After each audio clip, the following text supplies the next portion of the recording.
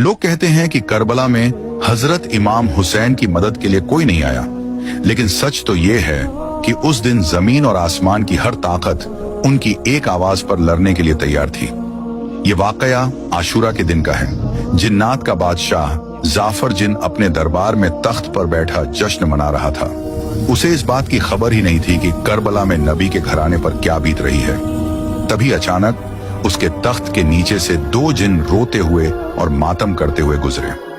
जाफर ने उन्हें रोका और पूछा, अरे आज तो खुशी का दिन है, तुम लोग क्यों रो रहे हो?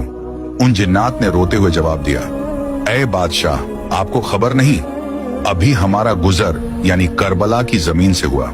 वहां हमने देखा कि रसूल अल्लाह के प्यारे नवासे हुसैन इब्ने अली खून में लथपथ हैं।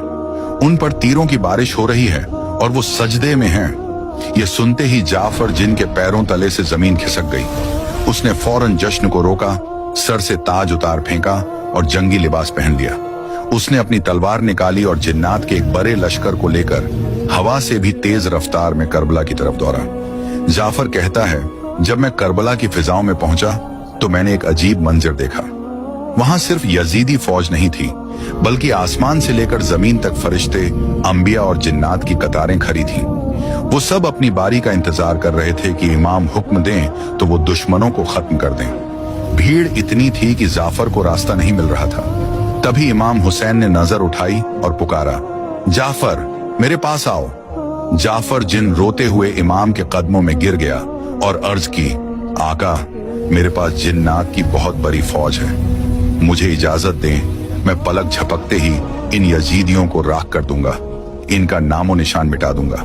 मगर इमाम हुसैन ने बड़े ही सुकून से फरमाया, नहीं जाफर, रुक जाओ। अगर मैं चाहूं तो एक इशारे में दुनिया पलट दूं, लेकिन मैं अपने नाना के दीन को बचाने के लिए और अपने रब की रजा के लिए यह सब्र कर रहा हूं। मुझे अपने अल्लाह की मर्जी प्यारी है। तो दोस्तों, याद रखना, करबला में इमाम हुसैन बेबस नहीं थे। कायनात की हर ताकत उनके हाथ में थी, लेकिन उन्होंने तलवार नहीं उठाई ताकि इस्लाम जिंदा रहे। करबला का यह मंजर बताता है कि जीत हथियार की नहीं